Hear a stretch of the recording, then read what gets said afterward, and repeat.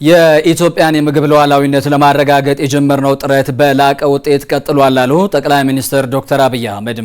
ጠቅላይ ሚኒስትሩ ይህንን ያሉት ዛሬ በኦሮሚያ ክልል ሰሜን ሸዋ ዞን ስሉልታ ወረዳ የስንዴ ማሳን ተዘዋውረው በጎበኙበት ወቅት ነው።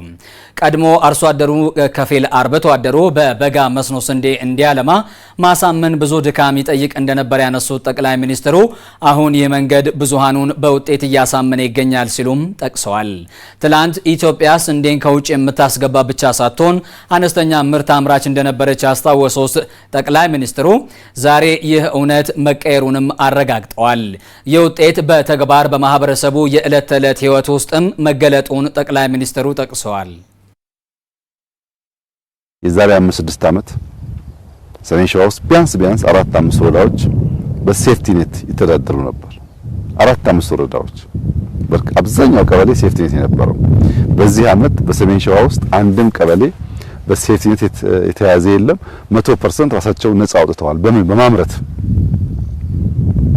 ሰሜን ሸዋ 4-5 ወረዳዎች በሴፍቲ ኔት ተይዞ የነበረው 100% ነፃ አውጣ ማለት በየቦታው በየኢኮሎጂው በየከባቢው የመሬት ጠባይና የአየር ጠባይ ጊዜ ተጠብቀን የምናደርጋቸው ስራዎች ከሰራን በድፍን ኢትዮጵያ አምርቶ መብላት አሳሳቢ ጉዳይ አይሆንም ማለት ነው። ጠቅላይ ሚኒስትሩ እንዳሉት የበጋ መስኖ ስንዴ ለኢትዮጵያ ኢኮኖሚ እድገት ከፍተኛ አስተዋጽኦ እንዳለው በሰሜን ሸዋ ዞን በአርሶ አደሩ ህይወት ላይም የተስተዋለውን ለውጥ እንዲሁም የዞኑ ገቢ ማደግ ከብዙ ማሳያዎች በጥቂቱ አንስተውታል።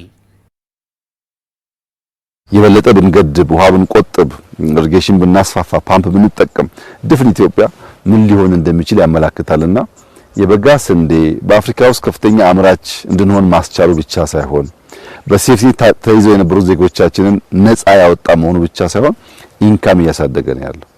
ያ ኢንካም እያደገ ሲሄድ አርሶ አደሮች ልጆቻቸውን ወደ ትምህርት ቤት ሲልኩ ቅድም ሰምታችሁ እንደሆነ በጣም ትናንሽ ወጣቶች በጥቂት ጊዜ ውስጥ ብድር ተበድረው አሁን አንደኛው 10 ሚሊዮን ገደማ ደርሻለሁ ነው የሚለው በወተት በስጋ በእነዚህ አይነት ስራዎች ማለት ነው።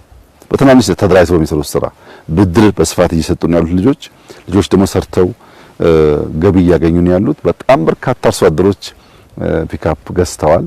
ወተታቸውን እንቁላላቸውን ከተማ የሚወስዱበት እና የበጋ ስንዴ በእጅጉ አስደሳች ውጤት ያየንበት ለኢትዮጵያ የማይናቅ የኢኮኖሚክ እድገት ለማምጣት የሚያስችለው መስክ በትክክል ካለመመራቱ የተነሳ ውጤቱ ዝቅተኛ ሆኖ የቆየ ቢሆንም በየዓመቱ እያየን ያለነው ውጤት አስደማሚ መሆኑን ያመለክታል።